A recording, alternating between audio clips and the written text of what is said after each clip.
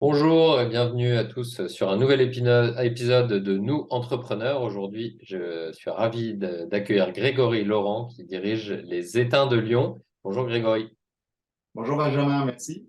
avec plaisir. Grégory, est-ce que vous pouvez vous présenter et présenter votre parcours entrepreneurial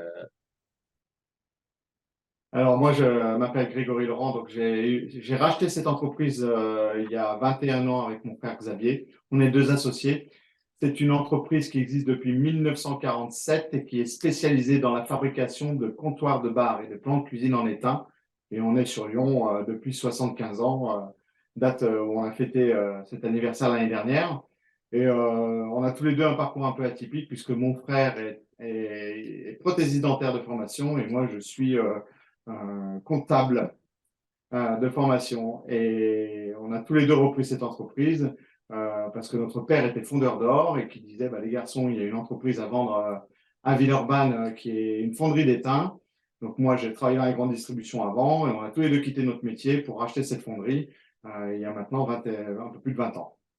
Ok, génial. Et donc, synchronicité, vous êtes tous avec votre frère, du coup, et sur la piste vue par votre père, vous vous êtes lancé en même temps, vous avez quitté le salariat en même temps pour Ouais. reprendre cette entreprise, quoi.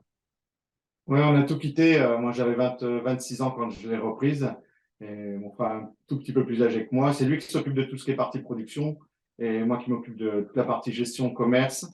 Et en fait, la particularité, c'est que cette entreprise, c'est qu'il n'y a pas de formation à notre métier. Le métier d'étaignier n'existe plus. Il n'y a pas d'école, il n'y a rien du tout qui forme à ça. Donc, on doit former en interne. Donc, nous-mêmes avons dû nous former avec notre prédécesseur. Quand il nous a vendu l'entreprise, il est resté avec nous pendant quelques mois pour nous faire une passation sur les savoir-faire. Et puis ensuite, mon frère a adapté toutes ses connaissances techniques pour créer des nouvelles façons de travailler ou d'adapter des outils à son savoir-faire à lui. Et puis, on tombe très vite amoureux de ce produit. Comme vous pouvez le voir, Ouais. des façades de comptoir de bar derrière. Et c'est un produit coup de cœur. Et je crois que quand on a visité l'entreprise, on a eu nous aussi ce coup de cœur. Et on n'en est jamais sorti depuis 20 ans. Ouais, super. Alors, ben, on parlait en préparation de l'épisode du fameux zinc de bar. Qu'est-ce que... Alors, mais je comprends que ça n'est pas du zinc, donc c'est de l'étain. Alors, est-ce qu'on peut en savoir un peu plus là-dessus Oui, en fait, on fait un gros amalgame, mais c'est normal. En France, on dit toujours, on va aller boire un coup sur le zinc, mais l'origine du comptoir, c'est de l'étain. Pourquoi? Parce que l'étain, c'est extrêmement malléable et on peut faire des formes complètement atypiques, des cintrages, des boudinages, des estampages dans tous les sens, alors que le zinc va être une matière qui va être plus dure à travailler et c'est moins un côté esthétique, on va plus l'utiliser pour mettre sur les toitures, le zinc. Mais pendant la guerre, les Allemands ont récupéré tous les étains qui étaient sur les comptoirs de bar, donc avant-guerre. Et à l'après-guerre, comme il n'y avait plus d'argent, il a fallu les possesseurs de cafés, hôtels, restaurants voulant refaire leur comptoir. Comme il y a eu beaucoup de destruction par les bombardements, ils ont demandé aux zingueurs qui refaisaient les toitures s'ils pouvaient refaire leur bar et en zinc. D'où la connotation d'aujourd'hui, on appelle ça un zinc de bar. Ok, super. Et deuxième un peu mauvaise compréhension ou a priori, c'est effectivement, on en parlait pareil avant l'épisode, c'est du coup c'est malléable, ça Mais brûle, il y a ça deux, fond, et pourtant on n'a pas l'impression que ça soit le cas. Alors les bières fraîches, il n'y a pas de problème, mais quand on est sur des choses un peu plus chaudes, il y a deux choses qui vont différencier, trois choses même qui vont différencier l'étain du zinc ou d'autres matières. C'est effectivement ce côté très malléable qui permet de faire beaucoup de formes, mais il y a aussi la température de fusion. On a souvent peur qu'un étain, on se dit souvent, ça fond à basse température. C'est vrai, mais quelle est cette basse température? En fait, c'est déjà 232 degrés. ah oui. Donc, avant de faire fondre quelque chose à 232 degrés, quand on pose une casserole dans laquelle il y a de l'eau, l'évaporation de l'eau se faisant à 100 degrés, la casserole va monter à 130, 140 degrés de température pour pouvoir faire bouillir l'eau. Et si on la pose sur le bar ou sur un plan de cuisine, il n'y a pas de risque que ça fonde. Ça nous est arrivé une fois en 20 ans et c'était pour des raisons très particulières. Mais sinon, on n'a jamais eu d'autres accidents par rapport à la température. Donc, il ne faut pas en avoir peur. Non, la différence, la plus grosse différence entre le zinc et l'étain, c'est le coût de la matière première. Ouais. L'étain est un métal précieux qui est extrait dans la nature, comme l'or ou l'argent. Donc, il subit un cours. Et le cours des métaux précieux, l'étain est utilisé dans tout ce qui est électronique. On en a tous dans Mm. nos ordinateurs, nos voitures, nos téléphones, tout ce qui est dans l'électronique. Et donc, c'est très demandé, ce qui fait que le cours, il monte en fonction des demandes technologiques dans le monde. Et c'est vrai que la différence entre le prix de l'étain et du zinc est exponentielle. On parle d'un fois 10 entre la Ok, différence au mètre carré. très bien. Et alors, on parlait de comptoir, de cuisine aussi. C'est quoi le client type chez les étains de Lyon? Nous travaillons à 50% pour tout ce qui est architecte, décorateur. Ok, Ce sont eux qui vont prescrire. Donc, nous, on est vraiment dans le marché du professionnel.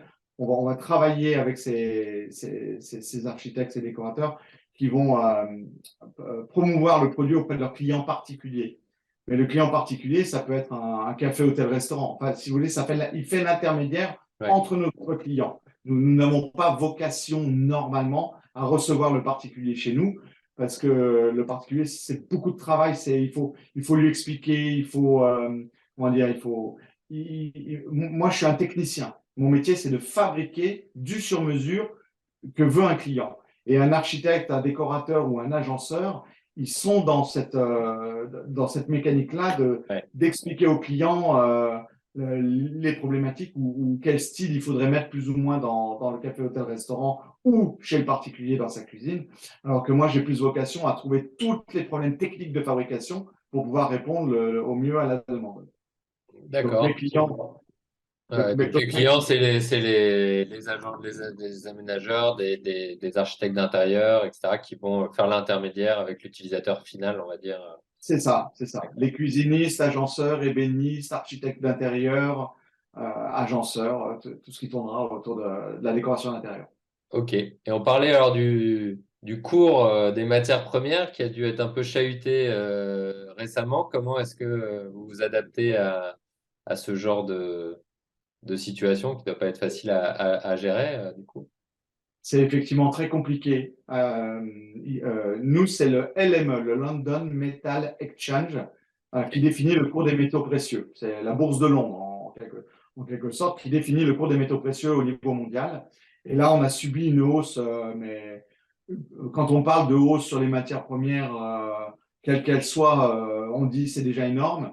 Mais en fait, il suffit de regarder sur Internet cours des métaux précieux. Vous regardez sur un an et demi, pas les cours des métaux précieux, le LME rien que sur la valeur de l'étain. Et là, vous allez voir des courbes qui sont absolument monstrueuses. Et Ouais. ça a été une vraie problématique. Mais je ne suis pas le seul. En fait, pour une entreprise artisanale comme la nôtre, la répercussion du coût de la matière première n'a pas été faite dans l'immédiat. Donc, Ok. je ne vous cache pas qu'on a perdu beaucoup de points de marge et que là, on est encore en phase d'essayer de les récupérer parce qu'on a essayé de faire une répercussion assez lente, ce qui a été peut-être une erreur, mais on s'est dit on ne peut pas donner tout d'un coup aux clients, sinon on n'aura plus de clients. Donc, on a dû répercuter de façon crescendo. Ouais. Et là, ça y est, le cours étant redescendu un petit peu, ça nous permet de rééquilibrer et on commence à retrouver nos marges de manœuvre qu'on pouvait avoir avant.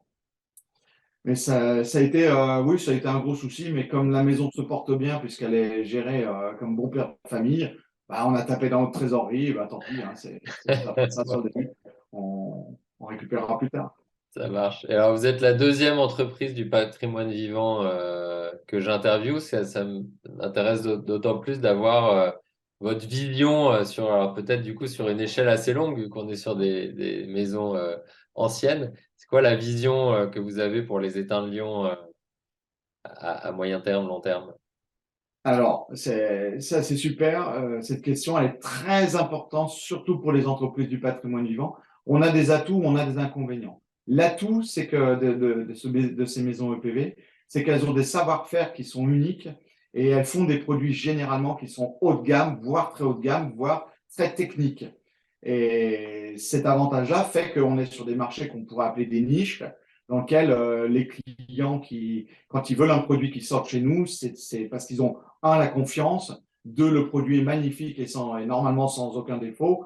Et il y a un service après-vente enfin, normalement, tout est au top sur le suivi de ça. L'autre inconvénient, c'est qu'on est méconnu et qu'il faut faire un gros travail sur la marque employeur de façon à pouvoir recruter plus facilement, enfin, essayer de trouver, faire du recrutement, donc le travail de la marque employeur. Et puis la deuxième chose, c'est la passation. Mm. C'est-à-dire que pour vendre une maison comme les nôtres, il faut que les gens soient formés au produit, qu'ils aient une appétence au produit aussi, mais surtout qu'ils aient la même déontologie que celle que nous pouvons avoir. On a un grand respect pour nos salariés et la course à la marge, c'est une chose, mais en fait, on veut faire perdurer nos maisons parce qu'elles ont un savoir-faire français qui s'exporte très bien et on se doit de garder ça dans nos traditions et dans notre vie courante. Donc, on doit avoir aussi, si je dois vendre ma maison donc pour l'avenir, je dois avoir quelqu'un qui puisse correspondre à mes valeurs. Et puis, il faut commencer le plus tôt possible. Moi, j'ai bientôt 50 ans et j'en parle déjà en interne pour voir si en interne, j'ai des gens qui seraient susceptibles de vouloir reprendre le métier. Alors, je ne vous cache pas qu'il y en a déjà qui se sont manifestés. Maintenant, j'ai bientôt 50 ans, donc j'ai encore 14 ans à travailler, même si ça vient de se rallonger de 2 ans. Donc, ça fait une perspective qui est assez éloignée. Alors, Mais c'est on quoi y pense. le rôle le plus important? C'est peut-être celui-là. Du coup, le rôle le plus important du chef d'entreprise, c'est dans une entreprise du patrimoine vivant, c'est ça, c'est assurer la pérennité avec des valeurs de l'entreprise. Ça, c'est... Alors, c'est exactement ça, et c'est surtout, moi, je suis plutôt dans une idée de me dire que l'entreprise ne doit pas être rattachée à un homme, mais doit être rattachée à sa marque. Les grandes maisons de luxe, dont je ne citerai pas les noms parce que tout le monde les connaît, vous connaissez rarement le grand patron. Enfin, vous l'avez jamais rencontré, vous ne le voyez pas. Par contre, vous vous dites, quand j'achète cette marque-là, je sais que derrière, j'aurai toute la satisfaction que j'attends. Donc, c'est un peu ce que mon frère et moi nous faisons. On essaie de pas trop être rattaché à l'entreprise Hmm. de façon à lui donner une valeur à elle-même et qu'elle puisse, le jour où il y a une passation, qu'on ne se dise pas, ah bah tiens, les frères Laurent sont partis, oh bah ce sera plus pareil, il y aura plus il y aura plus ce que nous on peut dégager Ouais. ou ce que nous on veut transmettre. C'est l'entreprise qui doit dégager ce qu'elle a dans ses tripes, pas nous. Là, je vois bien, parce que nous, chez Action Coach, la définition qu'on fait d'une entreprise, c'est une activité commerciale rentable et qui est capable de fonctionner sans son dirigeant. Et en fait, c'est aussi important pour l'équilibre du dirigeant qui va pouvoir s'absenter, un jour vendre, valoriser un actif qui est l'entreprise aussi.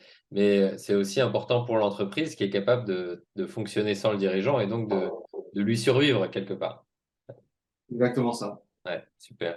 En tout cas, Euh, oui, pardon. c'est notre démarche aux États de Lyon. Ouais.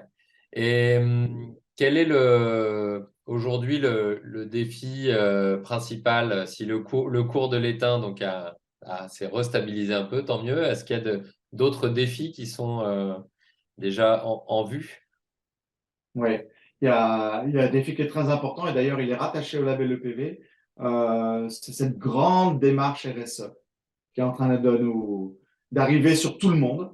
Mais je pense qu'il faut prendre une grande conscience de ce que c'est et de ce que ça veut dire.